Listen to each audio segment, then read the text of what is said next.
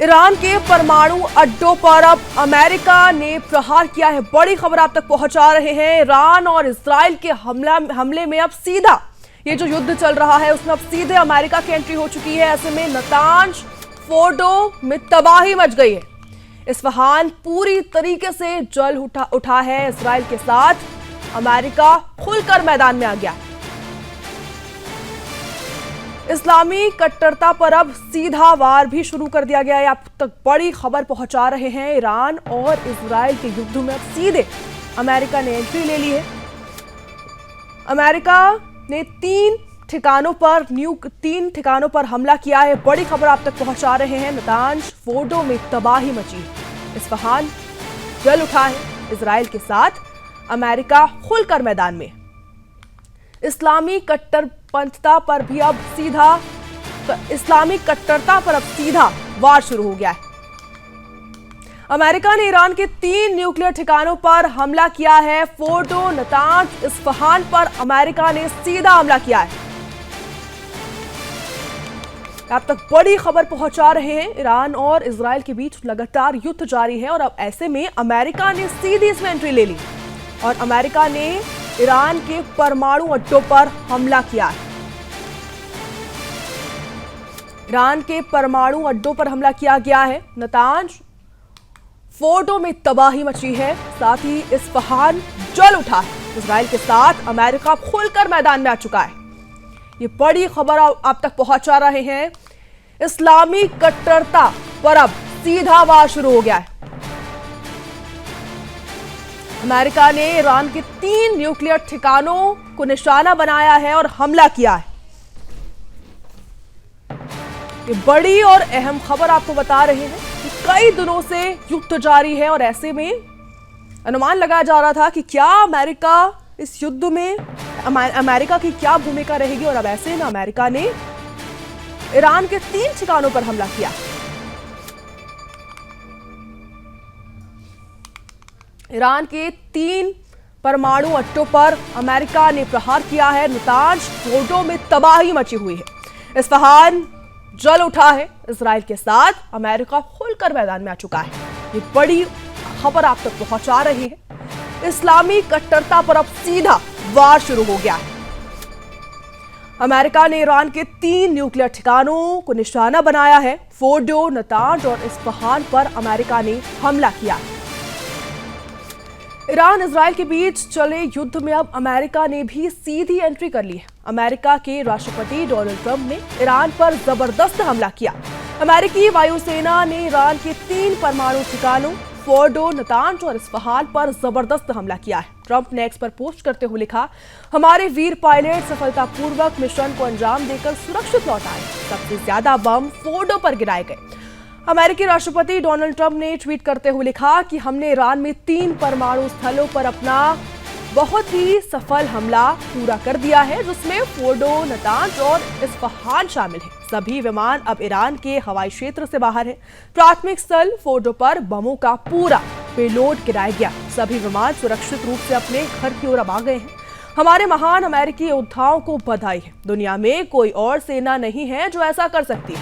अब शांति का समय है। इस मुद्दे पर आपका ध्यान देने के लिए धन्यवाद।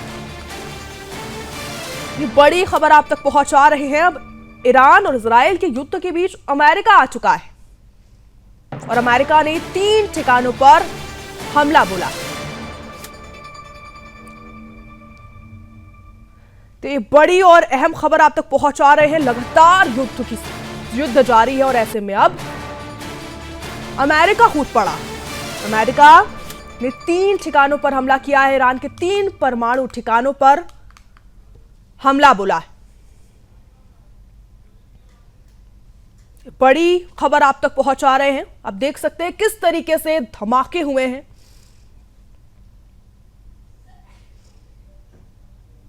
ये बड़ी खबर आप तक पहुंचा रहे हैं। अमेरिकी वायुसेना ने ईरान के 3 परमाणु ठिकानों फोर्डो, नतांज और इस्फहान पर जबरदस्त हमला किया है। ट्रंप ने एक्स पर पोस्ट करते हुए लिखा है कि हमारे वीर पायलट सफलतापूर्वक तरीके से मिशन को अंजाम देकर सुरक्षित लौट आए। सबसे ज्यादा बम फोर्डो पर गिराए गए हैं। अमेरिकी राष्ट्रपति ने ट्वीट करते हुए कहा है कि हमने ईरान में 3 परमाणु स्थलों पर सफलता से हमला किया है और फोर्डो और नतांज और इस्फहान इसमें शामिल हैं। सभी विमान अब ईरान के हवाई क्षेत्र से बाहर आ चुके हैं।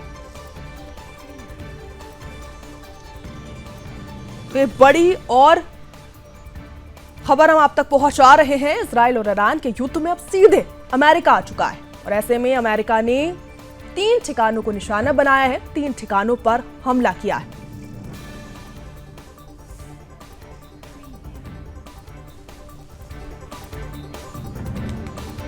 तो ये बड़ी खबर है। राष्ट्रपति डोनाल्ड ट्रंप ने ट्वीट करते हुए लिखा है कि हमने ईरान में 3 परमाणु स्थलों पर अपना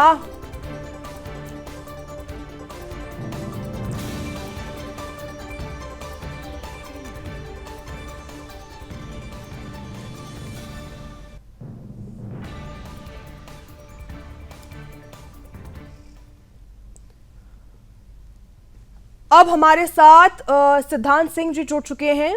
सिद्धांत सिंह जी, क्या कुछ अभी फिलहाल ईरान सिद्धांत सिंह जी हमारे साथ शिवदान सिंह जी हमारे साथ जुड़ चुके हैं। शिवदान सिंह जी, बहुत बहुत स्वागत है आपका सुदर्शन न्यूज पर। बोलिए। जी बिल्कुल, अभी इजराइल और ईरान के बीच जो सब कुछ युद्ध की स्थिति बनी हुई है, ऐसे में अमेरिका ने सीधी एंट्री ले ली है, तो क्या अमेरिका के इसमें क्या सीधा अमेरिका चुनौती दे रहा है? देखिए, काफी समय से प्रेसिडेंट ट्रंप ने ये वार्निंग दी थी कि अगले हफ्ते हम कुछ बड़ा करने वाले हैं। तो ऑलरेडी प्लान किया हुआ था उन्होंने ईरान पर हमला करने के लिए, क्योंकि ईरान जो न्यूक्लियर जो उसका जो वो प्रोग्राम है उसको छोड़ने के लिए तैयार नहीं था।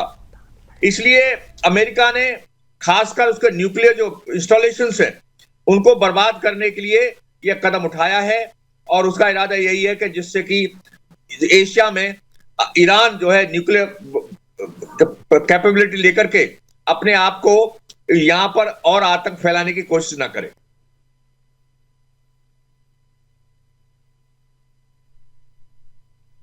बहुत बड़ा रूप ले सकती है क्या अमेरिका की एंट्री अब इसमें बहुत बड़ा रूप ले सकती है? क्योंकि अब सीधे अमेरिका की एंट्री हो गई है। ईरान और इजराइल की लगातार युद्ध जारी है और अमेरिका की इसमें अब क्या भूमिका है? इसमें ना तो रूस एंट्री करेगा क्योंकि रूस ऑलरेडी यूक्रेन में व्यस्त है, और चाइना का इतिहास ही रहा है कि वो केवल जवानी धमकियां देता है या आर्थिक तरीके से कुछ कर सकता है, मगर चाइना भी इसमें डायरेक्ट एंट्री नहीं करेगा। इसमें केवल इजराइल ईरान आपस में युद्ध करेंगे। अमेरिका ने ये एक बार ये कर दिया है, उसका इरादा जो था उसने पूरा कर दिया है। तो अब जिस तरीके से हमला हुआ है, क्या ये खुली चेतावनी है? क्योंकि सीधा हमला हुआ है 3 ठिकानों पर। देखिए, चेतावनी तो अब उसने बहुत पहले दे रखी थी अमेरिका ने। अब चेतावनी अपना चेतावनी को उसने अमल में ला दिया है और उसको ईरान को पहले वार्निंग कर दिया था कि ऐसा होगा, मगर ईरान के नेताओं ने इसको सुना नहीं और अब उसने उसको हरकत में ला करके ये अपना संदेश दे दिया है कि वो कभी नहीं चाहेगा कि ईरान परमाणु हथियार अपने यहां बनाए, क्योंकि ईरान में इस्लामिक फंडामेंटलिस्ट का शासन है जो कभी भी कहीं पर भी इस तरह की हरकत कर सकता है, क्योंकि उसने चारों तरफ अपने आतंकी ग्रुप फैला रखे, जैसे हमास है, हिजबुल्लाह है, ह्यूती है। इस प्रकार के आतंकी गुटों को वो कभी भी सपोर्ट कर सकता है परमाणु बम के साथ में। इसलिए अमेरिका नहीं चाहता कि खासकर ईरान के पास परमाणु हथियार हों। क्या बाकी वैश्विक ताकतें भी इसमें कूद सकती हैं? ऐसा कुछ भी अनुमान लगाया जा सकता है क्योंकि अब सीधा हमला हुआ है? नहीं, मैं इसमें इतना मैंने देखता, क्योंकि अभी तक किसी भी वैश्विक ताकत ने अपने आप को पर्सनली इन्वॉल्व नहीं किया है, मतलब अपने आप को पर्सनली शामिल नहीं किया है। चाहे रूस यूक्रेन युद्ध हो, चाहे इजराइल का गाजा में युद्ध हो, कहीं पर भी विश्व की ताकत केवल दूर से धमकी देती है, बाकी खुद इन्वॉल्व नहीं होती हैं जब तक उनके पर्सनल इंटरेस्ट पर कोई हार्म ना हो। और इसमें किसी भी विश्व की ताकत का पर्सनल इंटरेस्ट पर हार्म नहीं हो रहा है। केवल चाइना का जो इन्वेस्टमेंट है ईरान में, उसके ऊपर डैमेज हो सकता है, मगर चाइना भी अमेरिका से डायरेक्ट वो नहीं लेगा। जिस तरीके से 3 ठिकानों पर हमला किया गया है, क्या अब रिटर्न में रिवर्ट बैक हो सकता है? क्या दोबारा उस पर हमला हो सकता है या फिर ऐसा कुछ स्थिति बन रही है? देखिए, अमेरिका इस जो लॉस उन्हें पहुंचाने की कोशिश की है उसको असेस करेगा। क्या वाकई उसका न्यूक्लियर जो इंस्टॉलेशन हैं ईरान के वो डैमेज हो चुके हैं? यदि डैमेज हो चुके हैं तो फिर अमेरिका दोबारा हमला नहीं करेगा। यदि पाएगा कि उसमें कमी रह गई है तो हो सकता है दोबारा से उन इंस्टॉलेशन पर दोबारा अमेरिका हमला करे। क्या इसके साथ साथ हम अगर बात करें अब अमेरिकी ठिकानों पर क्या कुछ खतरा मंडरा रहा है? देखिए, ये खतरा पहले से ही था। जो 4 देश हैं जैसे जॉर्डन है, कतर है, यूएई है, इन देशों में अमेरिका के सैनिक अड्डे हैं। हो सकता है इनके रिटर्न में, इस हमले के रिटर्न में ईरान इन सैनिक हमलों पर कोई सैनिक कार्रवाई करे, शायद मिसाइल दागे या उनको हवाई हमले करे। हो सकता है, इसकी पॉसिबिलिटी है। और अब हम ईरान इजराइल के युद्ध की बात करें तो अभी आपके हिसाब से क्या आगे हो सकता है, किस तरीके की स्थिति बन सकती है अभी? और देखिए, इस ईरान इजराइल युद्ध में यही होगा कि ये जो इजराइल है ईरान के आंतरिक हिस्सों में ज्यादा डैमेज करने की कोशिश करेगा, क्योंकि ये युद्ध जो है आमने सामने सीमाओं पर तो हो नहीं रहा है, ये हो रहा है मिसाइलों से, रॉकेटों से और हवाई हमलों से। तो इसमें मैक्सिमम डैमेज ईरान में होगा, क्योंकि इजराइल के पास अच्छी एयर डिफेंस सिस्टम है मगर ईरान के पास इतना मैचिंग एयर डिफेंस सिस्टम नहीं है। इसलिए इस युद्ध में ज्यादातर डैमेज मैं ईरान का ही देख रहा हूं। क्या जो अमेरिका ने किया है उससे अब युद्ध जो हो रहा है उसमें तनाव बढ़ेगा या फिर कम होने की कुछ स्थिति? देखिए, ऐसा है, तनाव कम नहीं होगा, क्योंकि अमेरिका ने यदि ईरान में एक प्रॉपर डेमोक्रेट सरकार होती तो हो सकता है कुछ हो जाता, मगर वहां पर इस्लामिक फंडामेंटल की सरकार है जो अपने आप को दिखाने की कोशिश करेगी कि हम किसी से कम नहीं है, और वो इसके बदले में इन चारों सैनिक इस ठिकानों पर जो हमला करेगी तो उसके बदले में अमेरिका भी ईरान पर और भी हमले कर सकता है।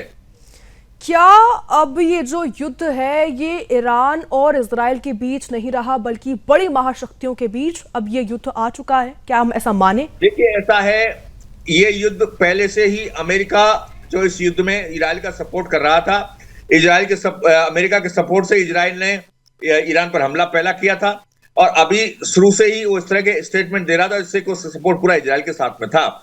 अब ये महाशक्तियों का तो इतना ही है कि वो दूर से इसकी आलोचना कर सकती हैं, तरह तरह की हथियार ईरान को सप्लाई कर सकती हैं, बाकी उनका पर्सनल इन्वॉल्वमेंट नहीं होगा। ये केवल अमेरिका, इजराइल और ईरान के बीच में युद्ध है।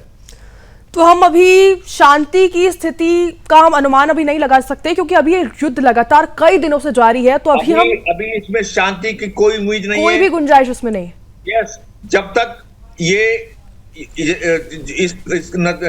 ईरान अपने आप को सरेंडर नहीं करेगा तब तक इस युद्ध में शांति की स्थिति नहीं है। इस्लामिक कट्टरता के बारे में हम बात कर रहे थे कि किस तरीके से इस्लामिक कट्टरता पर सीधा हमला हो रहा है, तो उस पर क्या आपका क्या कहना है? देखिए, ये इस्लामिक कट्टरता 79 से ईरान में लागू है। इसके कारण वहां महिलाओं का विकास रुक चुका है, महिलाएं बहुत परेशान हैं और जो वहां की जो प्रोग्रेसिव जनता है, जो पहले से अपने आप को विश्व में काफी प्रोग्रेसिव माना जाता है, इनको प्रगतिशील मानते थे, उनको काफी इससे नाराज हैं और इस प्रकार से ईरान की जनता इस इस्लामिक कट्टरपंथ को वहां से हटाना चाहती है, मगर इस तरह के पावर पर कंट्रोल किया हुआ है, इसकी वजह से वहां इस्लामिक कट्टरपंथ नहीं हट रही है और अब वहां की जनता भी इस्लामिक कट्टरपंथ के खिलाफ खड़ी हो रही है और वहां पर अब यहाँ पर इनके नेताओं को सत्ता परिवर्तन वहां पर जरूर नजर आ रहा है। तो ऐसे में जो वहां के लोग हैं वो भी कहीं ना कहीं इसके खिलाफ खड़े हैं, तो ऐसे में बिल्कुल खड़े हैं, कई लोग इनका विरोध कर रहे हैं, कई ऐसी चीजें सामने आ रही हैं, तो इसमें अब क्या आगे हम देख सकते हैं कि कुछ ऐसा बदलाव हो सकता है या कुछ इस युद्ध के होते या फिर उसके बाद शीघ्रता से ईरान में सत्ता परिवर्तन होने वाला है और उसके बाद ये युद्ध बंद हो जाएगा। तो मतलब हम अनुमान लगा रहे हैं अभी ये युद्ध लंबा चलने वाला है? नहीं, ऐसा है कि सत्ता परिवर्तन होते ही युद्ध बंद जाएगा। ईरान में सत्ता परिवर्तन की उम्मीद है और शायद सत्ता परिवर्तन होते ही युद्ध बंद हो जाएगा। और हमारे ये भी ऐसे भी हम अनुमान लगा सकते हैं कि अभी जो स्थिति बनी हुई है उसको देखते हुए अभी कितना अभी हमले और हो सकते हैं और कितना नुकसान पहुंच सकता है? जैसा मैंने पहले ही बता दिया है, जब तक पूरी तरह से परमाणु इंस्टॉलेशन तबाह नहीं होंगे तब तक अमेरिका इस पर हमले करता रहेगा। और हम एक और आपसे, हमारा ये सवाल था कि अभी इजराइल और ईरान का जो युद्ध है उसमें सीधा अगर अमेरिका की एंट्री होती है तो क्या इसको ये और भी बड़ा हो सकता है, लगातार जो स्थिति बनी? जैसा मैंने बताया है, इजराइल और अमेरिका एक पार्टी है, ईरान दूसरी तरफ है, और ईरान के सपोर्ट में कोई नहीं आ रहा है, केवल दूर से उसको सपोर्ट कर रहे हैं। हथियार आ सकते हैं, चीन से हथियार ऑलरेडी ले रहा है ईरान, उसके अलावा रूस भी हो सकता है कुछ हथियार एंट्री कर दे और तरह तरह की धमकियां दे सकते हैं, मगर किसी सुपर पावर का ईरान के सपोर्ट में एंट्री नहीं होगा। तो आप देख सकते हैं किस तरीके से ईरान और इजराइल के बीच लगातार हमला हो रहा है। ऐसे में शिवदान जी, बहुत बहुत शुक्रिया हमारे साथ जुड़ने के लिए, बहुत बहुत धन्यवाद आपका। तो आप देख सकते हैं किस तरीके से हमला हुआ है। अमेरिका सीधे इजराइल और ईरान के युद्ध में आ चुका है बीच में, और अब ऐसे में राष्ट्रपति डोनाल्ड ट्रंप ने ट्वीट करते हुए लिखा है कि हमने ईरान में 3 परमाणु स्थलों पर अपना बहुत ही सफल हमला पूरा किया है, जिसमें फोर्डो, नतांज और इस्फहान शामिल हैं। सभी विमान अब ईरान के हवाई क्षेत्र से बाहर भी आ चुके हैं। ये बड़ी खबर आप तक हम पहुंचा रहे हैं। प्राथमिक स्थल फोर्डो पर सबसे ज्यादा बम गिराए गए। सभी विमान सुरक्षित रूप से अपने घरों की ओर भी आ गए हैं। उन्होंने कहा है कि हमारे अमेरिकी योद्धाओं को ढेरों बधाई, दुनिया में कोई भी और सेना ऐसा नहीं कर सकती है। ये बड़ी खबर हम आपको बता रहे हैं। ईरान और इजराइल के बीच अब सीधा अमेरिका ने एंट्री ले ली है। अमेरिका ने 3 ठिकानों पर हमला किया है, और ऐसे में अब दुनिया में कोई भी सेना नहीं है जो ऐसा कर सकती है, ऐसा राष्ट्रपति डोनाल्ड ट्रंप ने कहा है। उन्होंने कहा है कि अब शांति का समय है। इस मुद्दे पर आपका ध्यान देने के लिए धन्यवाद, ये राष्ट्रपति डोनाल्ड ट्रंप ने कहा है। उन्होंने कहा है कि सभी विमान सुरक्षित रूप से अपने घरों की ओर आ गए। अमेरिका ने ईरान पर जोरदार हमला किया है। फोर्डो, नतांज और इस्फहान पर अमेरिका ने सीधा वार किया। और ऐसे में अमेरिका ने 3 न्यूक्लियर ठिकाने फोर्डो, नतांज और इस्फहान पर हमला किया है। और ऐसे में अब ईरान और इजराइल के बीच सीधा अमेरिका आ चुका है। सीधी एंट्री अमेरिका ने ली है। तो आप देख सकते हैं किस तरीके से हमले हुए हैं। आपकी स्क्रीन पर तस्वीरें हैं कि किस तरीके से हमला किया गया, जिसमें 3 ठिकानों पर हमला किया गया और फोर्डो पर सबसे ज्यादा बम गिराए गए। सबसे ज्यादा बम। इस्लामी कट्टरता पर अब सीधा वार शुरू कर दिया गया है, और ऐसे में 3 ठिकानों को निशाना बनाया गया। ईरान के साथ कोई भी देश साथ पास तो नहीं दिख रहा है। ऐसे में सीधा समर्थन अमेरिका ने इजराइल को किया है, और ऐसे में बड़ी खबर आप तक पहुंचा रहे हैं किस तरीके से हमले हुए हैं। आप देख सकते हैं तस्वीरों में अमेरिका के राष्ट्रपति ट्रंप ने ईरान पर जबरदस्त हमला किया है, और अमेरिकी वायुसेना ने ईरान के 3 परमाणु ठिकानों फोर्डो, नतांज और इस्फहान पर जबरदस्त हमला किया है।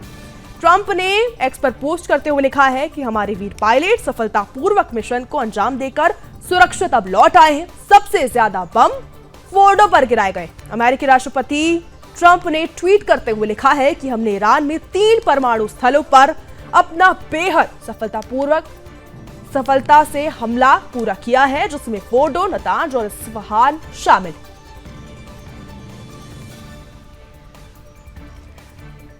ईरान का इजराइल में जो आप ग्राफिक्स के जरिए हम आपको दिखा रहे हैं, संघर्ष जो ईरान और इजराइल के बीच जो युद्ध की स्थिति, कई दिनों से युद्ध चल रहा है। पहले युद्ध की स्थिति बन रही थी, फिर कई दिन हो चुके हैं युद्ध चल रहा है, और 1 हफ्ते से अमेरिका भी ऐसा कह रहा था कि शायद अनुमान लगाया जा रहा था कि अमेरिका कूद पड़ सकता है। परमाणु अड्डों पर अमेरिका ने प्रहार किया है। ये बड़ी खबर आप तक हम पहुंचा रहे हैं। नतांज, फोर्डो में तबाही मची हुई है। इस्फहान जल उठा है। इजराइल के साथ अमेरिका खुलकर मैदान में आ चुका है। इस्लामी कट्टरता पर अब सीधा वार शुरू हो गया है। अमेरिका ने ईरान के 3 न्यूक्लियर ठिकानों को निशाना बनाया है। फोर्डो, नतांज, इस्फहान पर अमेरिका ने हमला किया।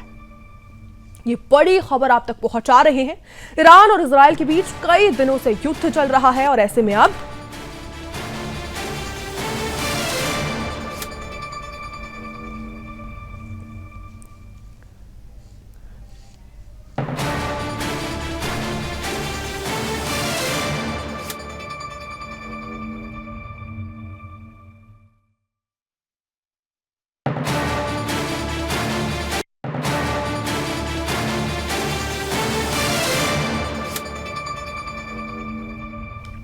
इस खबर पर हमारे साथ वो जुड़ रहे हैं। विकास जी हमारे साथ जुड़ चुके हैं, साथ ही सिद्धांत दवे जी हमारे साथ जुड़ चुके हैं जो विदेश मामलों के जानकार हैं।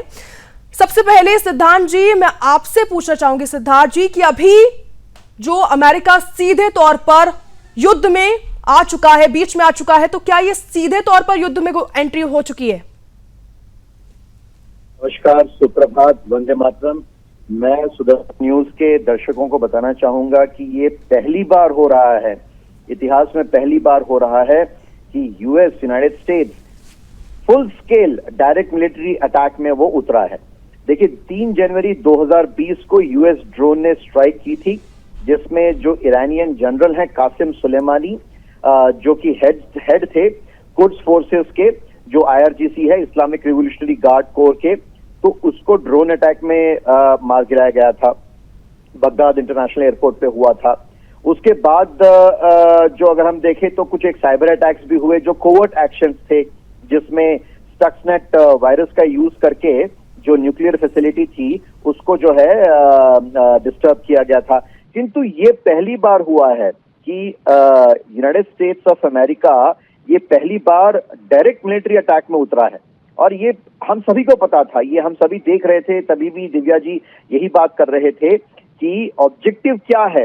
इजराइल का ऑब्जेक्टिव है कि जो न्यूक्लियर फैसिलिटीज हैं, न्यूक्लियर एनरिचमेंट फैसिलिटीज हैं, वहां पे फिसाइल मटेरियल को U-235 90% एनरिचमेंट के ग्रेड वाला नहीं होने देना है, किसी भी कीमत पे नहीं होने देना है। अगर वो हो जाता है तो ईरान के पास न्यूक्लियर बॉम्ब, न्यूक्लियर हथियार आ जाएगा। किंतु हमने देखा कि इजराइल कब से इश्फहान, फोर्डो, इन सब जगहों पे वो बमबारी कर रहा था, क्योंकि ये भी हम जानते हैं कि जो उनके न्यूक्लियर एनरिचमेंट के जो सेंट्रीफ्यूज हैं, ये तकरीबन 200 फीट जमीन के नीचे थे और इस जगह पे इस तरह से थे कि वहां पे जो ईरान के जो इजराइल के जो बंकर बस्टर्स हैं वो वहां तक नहीं पहुंच पा रहे थे।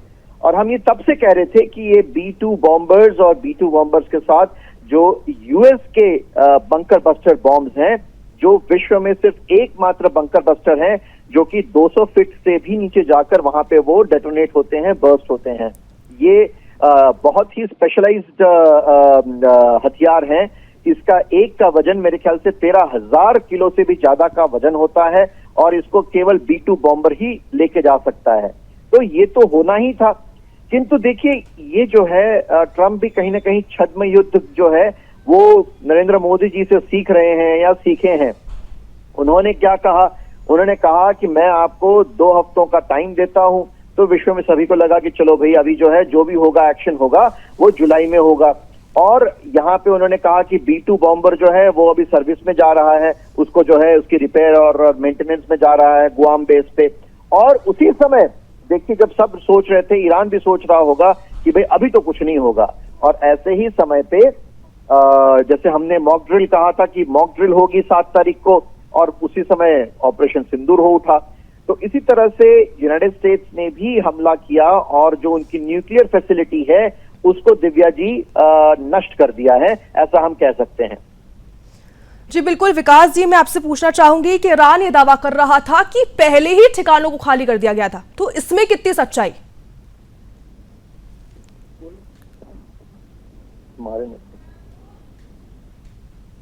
वो बात कर रहे हैं, चूंकि ये पूरी लड़ाई ही इजराइल की जो शुरू हुई थी वो न्यूक्लियर बॉम्ब साइट्स की ही थी, और इजराइल ने बड़े अपने जो सधे हुए बयान दिए, हमेशा उसमें हमेशा एक जिक्र किया कि हमारी पूरी लड़ाई न्यूक्लियर साइट्स की थी। हमने अमेरिका को भी देखा, उसने अगर हम देखें तो औपचारिक या अनौपचारिक रूप से जो भी बयान दिया वो इसी के लिए था कि न्यूक्लियर साइट को लेकर। और देखिए, बड़ा ये हमला अगर हम देखें और इस हमले के बाद इस पूरी मानसिकता को समझने की कोशिश करें तो ट्रंप साहब ने बड़ा क्लियर कर दिया है कि अब शांति की बात होगी, यानी हमारा जो टारगेट था वो हम हिट कर चुके हैं, हमारी यही लड़ाई थी। अब लेकिन देखिए ईरान जो है वो ये बात समझता था कि अगर हम अमेरिका को देखें, यूएसए की एक्टिविटी को देखें तो वो इसमें इन्वॉल्व है। अमेरिका का इजराइल के साथ जाना सीधे तौर पर ये समझाता था, दर्शाता था और दिखाता था दिव्या कि न्यूक्लियर साइट्स अमेरिका को वहां पर ईरान में नहीं बनने देनी है। और ये बात बहुत क्लियर थी, अमेरिका से जितनी भी बयान आए उन्होंने बहुत क्लियर तौर पर दिव्या ये कहा था कि ईरान जो है तकरीबन 85% से ज्यादा न्यूक्लियर बॉम्ब बनाने की स्थिति में आ चुका है। उनके साथ तमाम उन पर वो इक्विपमेंट्स हैं, तमाम उन पर वो रिसोर्सेज हैं और यही लड़ाई शुरू हुई थी। और अब ऐसे में देखना होगा। अब मेरा एक सवाल सिद्धार्थ जी से भी, अगर वो सुन पा रहे हैं मुझे। सर नमस्कार, विकास बोल रहा हूं मैं। मेरा सवाल ये है कि जो ईरान की अब प्रतिक्रिया सामने आएगी, सर कल हमने ईरान के जो बयान देखे कि हम हमारे अस्तित्व की लड़ाई लड़ेंगे और चाहे अमेरिका हो या कोई भी देश हो हम उसका जवाब देंगे। तो सर सिद्धार्थ साहब, क्या जवाब हो सकता है ईरान की तरफ से? क्योंकि ये उस पर एक तरह से ऐसा है कि सीधा ऐसा हमला है कि जिसकी वो लड़ाई लड़ रहा था उसको हिट कर दिया है। तो क्या जवाब हो सकता है सिद्धार्थ साहब? जी विकास जी, एक मिनट, मेरी आवाज मुझे गूंज रही है, जस्ट वन सेकंड। जी विकास जी, जैसा आपने कहा कि ये ईरान ने भी कहा था कि ये अपने अस्तित्व की लड़ाई लड़ रहा है और डेफिनेटली वो अभी कुछ जवाबी कार्यवाही करेगा। किंतु मैं समझता हूं कि उसकी जो जवाबी कार्यवाही जो रहेगी वो कोई डायरेक्ट यूएस के जो भी मिलिट्री बेसिस हैं ईरान के चारों ओर, वहां पे वो नहीं करेगा या नहीं कर सकता है। उसका कुछ मुझे लगता है कि कोई वुल्फ अटैक हो सकता है, इस तरह के अटैक हो सकते हैं। और साथ ही साथ अभी वो इजराइल के जो सिविलियन एरियाज हैं वहां पे भी उसके जो मिसाइल अटैक्स हैं वो उसको तेज कर सकता है। वहां पे वो उसके सुसाइड ड्रोन्स हैं, उससे भी जो अटैक इजराइल के रिहायशी इलाकों में वहां पे वो तेज कर देगा। तो ये कुछ जो है हो सकता है कि कोई यूएस एम्बेसी विश्व में जहां पे भी है अलग अलग ठिकानों पे, वहां पे कोई वुल्फ अटैक हो सकता है। वहां पे कोई इस तरह का कुछ कोवर्ट ऑपरेशन करके वो यूएस की एम्बेसीज पे हमला कर सकता है। विकास जी, मुझे ये लग रहा है। सिद्धार्थ जी, अब जिस तरीके से इजराइल, ये जो सब कुछ हो रहा है इसमें क्या इजराइल को अब खुली छूट मिल जाएगी?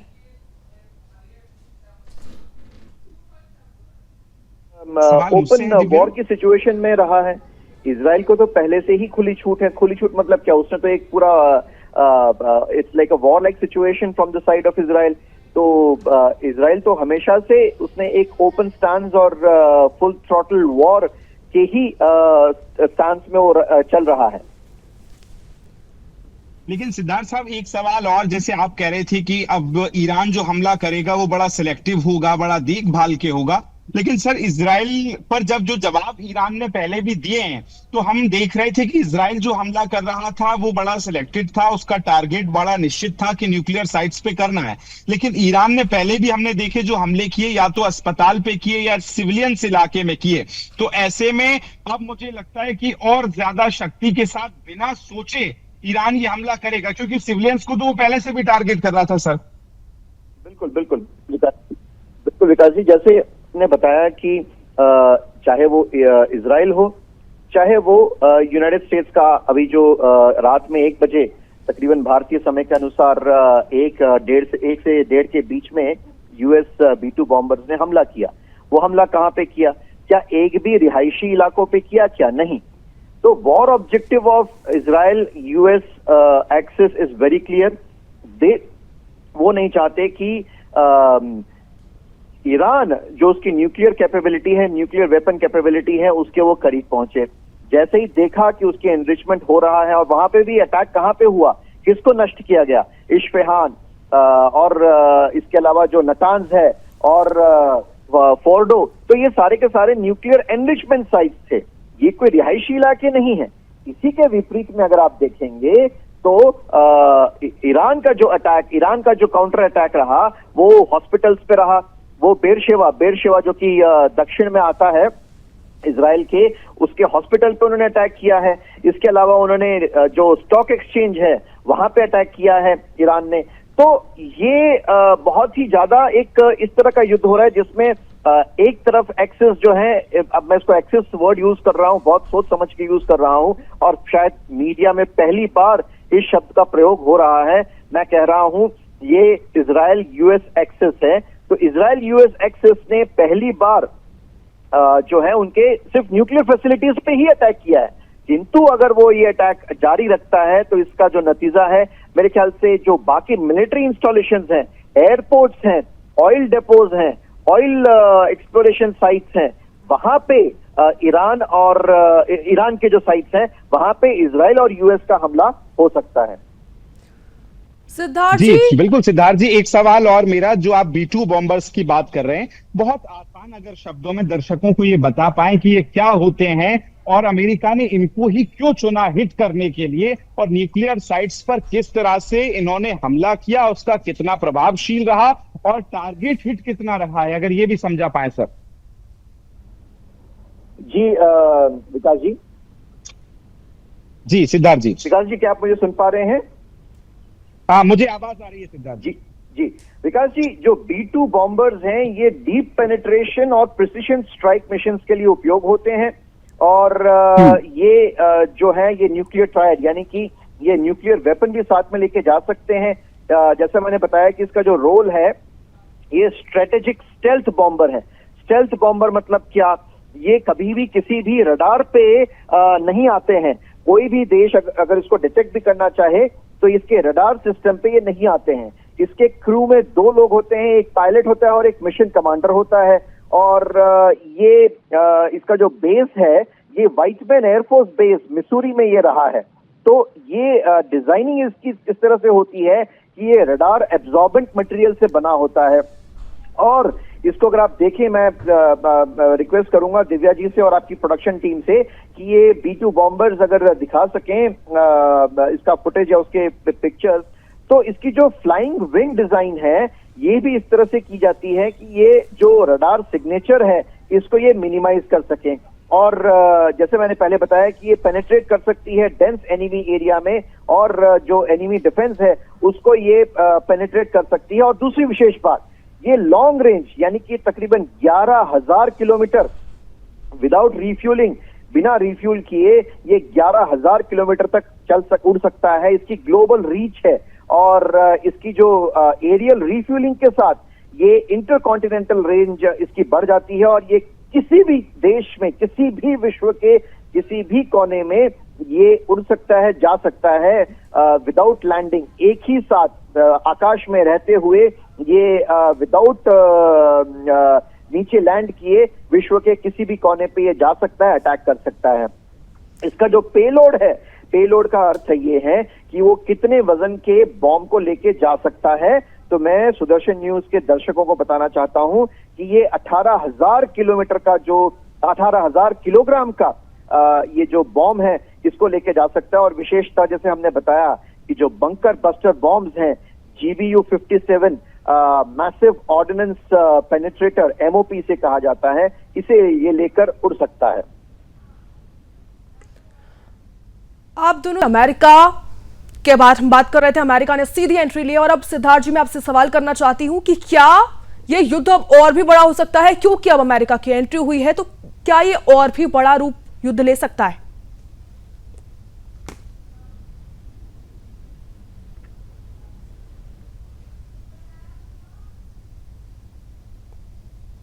तो आप देख सकते हैं किस तरीके से हमला हुआ है।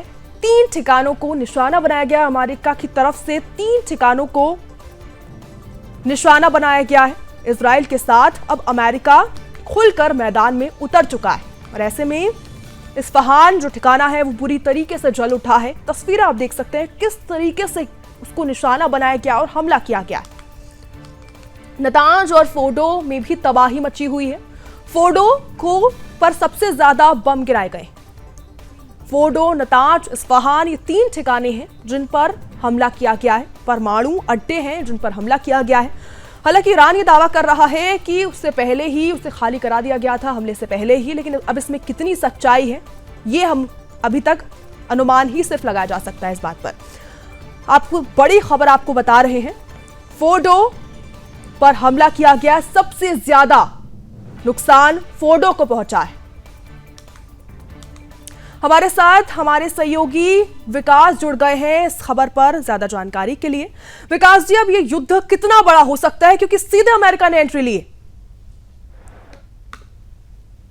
देखिए, बहुत सिंपल है दिव्या। अब ये पूरा युद्ध जो है वो डिपेंड करेगा अमेरिका ईरान के ऊपर, क्योंकि अमेरिका और इजराइल की संयुक्त रूप से जो लड़ाई थी वो थी ईरान के न्यूक्लियर साइट्स को। और आज जिस तरह से उन्होंने हमला किया, उन्होंने अपना टारगेट हिट कर दिया है, उन्होंने अपनी लड़ाई पूरी लड़ दी है। अब डिपेंड करेगा कि ईरान किस तरह से जवाबी कार्रवाई करता है, क्योंकि ईरान देखिए निश्चित तौर पे इस समय जितने गुस्से में होगा, खामेनेई की हम बात कर लें, क्योंकि लड़ाई सिर्फ यही थी कि न्यूक्लियर उसकी जो साइट्स हैं उसको बचाने की ये पूरी लड़ाई थी निश्चित तौर पर। अब ये देखना होगा कि जो 3 साइट्स हिट की गई हैं। देखिए, आपको मैं बताऊं, इजराइल ने पहले भी हमले किए थे, लेकिन उसके पास उस तरह के हथियार, उस तरह की टेक्नोलॉजी नहीं थी।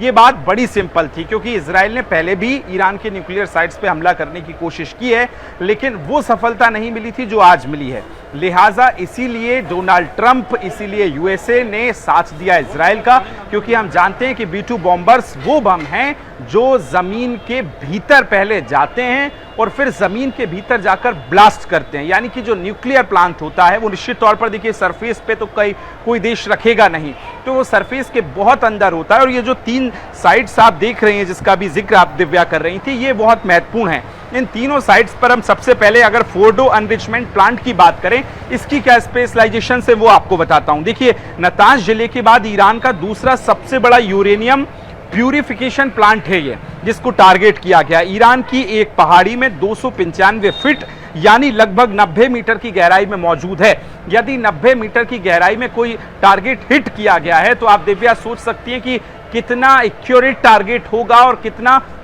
ये हमला अमेरिका और इजराइल के लिहाज से कितना सक्सेस रहा होगा। इसका कंट्रोल परमाणु ऊर्जा संगठन AEQI के पास होता है, और हवाई हमले से आसानी से इसको तबाह करना मुश्किल होता है। जो टारगेट इजराइल ने पहले हिट करने की कोशिश की थी, जो वो नहीं कर पाया था, यानी 90 मीटर जमीन के अंदर, उसको हिट करने में अमेरिका ने मदद की है। और सिर्फ अमेरिकी GVU-7 जो है बंकर ब्लस्टर बम जिसको कहा जाता है, यानी B-2 स्टेल्थ विमान नुकसान पहुंचाने में सक्षम है, और उसी से हमला किया गया है। इसीलिए हम जो हस्तक्षेप देख रहे थे अमेरिका का, इसीलिए डोनाल्ड ट्रंप साहब जो है वो बार बार या तो बयान दे रहे थे या तो ट्वीट करके जानकारी साझा कर रहे थे। तो ये बड़ा क्लियर था कि अमेरिका चाहता है। और देखिए, आप हमेशा देखेंगे जब भी आपको युद्ध होगा, उस देश के पीछे, उसकी बातचीत के पीछे, उस लड़ाई के पीछे अमेरिका का हाथ होता ही है। और निश्चित तौर पर इस बार ट्रंप पहले ही कह चुके थे, अमेरिका पहले ही क्लियर कर चुका था कि ईरान की, उसको पता था कि ये अब न्यूक्लियर बम बनाने की सक्षमता रखते हैं, और इसीलिए हिट किए गए थे। अब दूसरा जो नतांश पर टारगेट किया है अमेरिका ने, इसकी 2-3 खासियत है, वो मैं आपको बताता हूं। एटोनॉमिक फैसिलिटी सेंटर जो है नतांश, इसमें 9 परमाणु बम बनाने जितना यूरेनियम मौजूद है, और इसी को हिट किया गया है। खासतौर पर नतांश में एडवांस सेंट्रीफ्यूज लगे होते हैं, जिससे कि यूरेनियम 235 की सफाई हो सकती है, यानी तबाह किया जा सकता है। इजरायली पीएम नेतन्याहू ने इसे ईरान का सबसे बड़ा परमाणु खतरा पहले भी बता चुके हैं। और देखिए, बहुत सारे देश जब चर्चा करते थे ईरान के बारे में, उसकी न्यूक्लियर साइट्स के बारे में, तो सबसे महत्वपूर्ण बात नतांश एटोनॉमिक फैसिलिटी सेंटर की होती थी, क्योंकि आप सोच रहे हैं 9 परमाणु बम बनाने की क्षमता जिस प्लांट में हो, उसको हिट इसलिए किया गया। और तीसरा आता है इस्फहान। इस्फहान की अगर हम बात करें तो ये यूरेनियम कन्वर्जन फैसिलिटी है, यहां कच्चे यूरेनियम गैस को बदला जाता है। देखिए दिव्या, और आसान भाषा में अगर मैं दर्शकों को बताऊं, कोई भी हम काम करते हैं तो उसमें 3 प्रक्रियाएं होती हैं, प्री प्रोडक्शन, प्रोडक्शन और पोस्ट प्रोडक्शन। तो ये जो 3 साइड है उसको ऐसे ही समझना होगा। इस्फहान है प्री प्रोडक्शन, इसके बाद प्रोडक्शन और पोस्ट प्रोडक्शन, यानी कि एक जब परमाणु हथियार बनाया जाता है तो उसके रॉ मटेरियल से लेकर फाइनलाइजेशन तक जो प्रक्रिया होती है, उस तीनों में इनका महत्वपूर्ण योगदान था। ये जो 3 साइट्स थी न्यूक्लियर, और इसी को हिट किया गया है, यानी आप समझ सकते हैं कि बिल्कुल 100% एक्यूरेट हमला है। और निश्चित तौर पर ईरान की जो परमाणु साइट्स थी उसको संभवतः पूरा जो है नेस्तनाबूद कर दिया गया है। दिव्या।